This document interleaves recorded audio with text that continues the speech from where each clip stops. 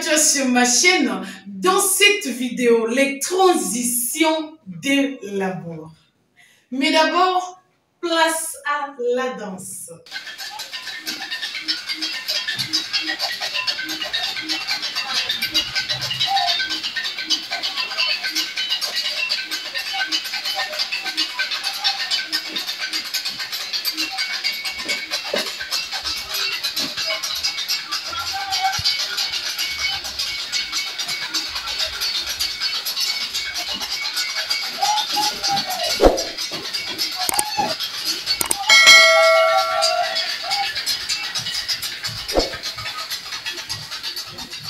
Le numéro 1, l'amour incestueux. Trop direct. Il se produit dans la famille, avec des proches, dans la même maison. Tous nous sommes passés par cet amour. C'est l'amour inconscient.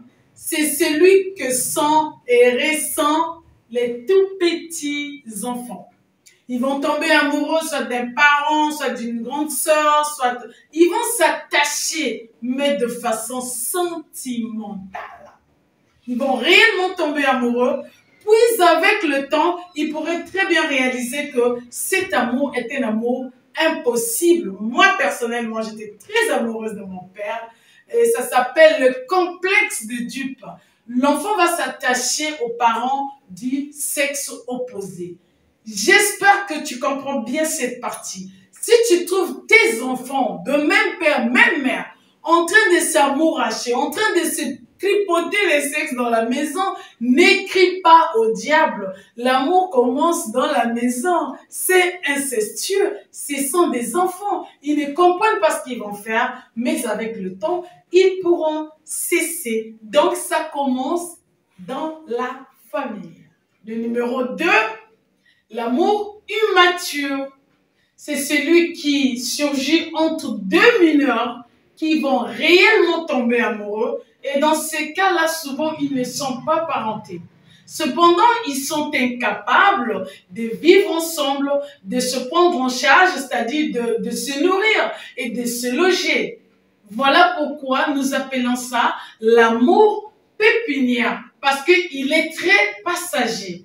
L'un de ces jours, par exemple, les parents pourront voyager avec l'autre mineur, ou encore l'autre mineur va trouver mieux que cet amour-là en devenant plus ou moins majeur. Donc, n'en souffre pas trop si tu es mineur et que ton petit amoureux t'a quitté, mais ce n'était qu'un amour pépinière. 3. L'amour adulte.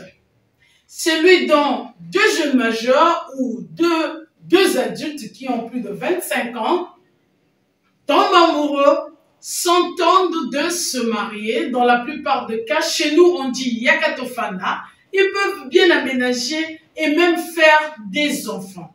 Celui-là s'appelle un amour adulte. Par contre, très souvent, le premier pourrait rencontrer des problèmes, des difficultés tellement trop difficiles que les deux pourront se séparer. On avait dit dans la vidéo passée qu'il fallait tout faire par amour. Et si vous vous êtes mis ensemble, bien qu'étant adultes, sans amour véritable, ça veut dire que votre relation ne va pas résister aux intempéries relationnelles. En ce moment-là, vous pourrez très bien vous séparer, chose que nous, êtres humains, on ne souhaite pas. Et pourtant, c'est ce qui arrive souvent. Et enfin, 4, l'amour correctionnel. Celui-là,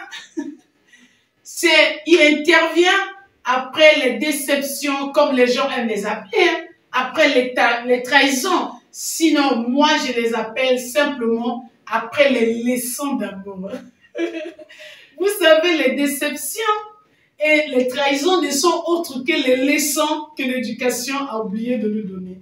Et la vie s'en charge elle-même de nous les enseigner. Donc, après des déceptions, après des trahisons, eh bien, certains adultes décident de créer un amour correctionnel, c'est-à-dire sur une nouvelle base, tout en corrigeant les erreurs qu'ils ont posées dans l'autre histoire d'amour.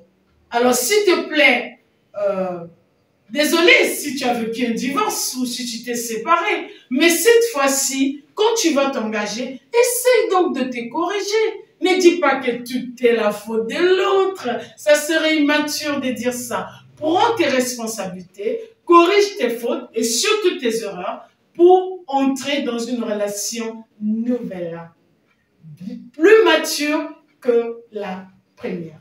Ça a été un plaisir pour moi.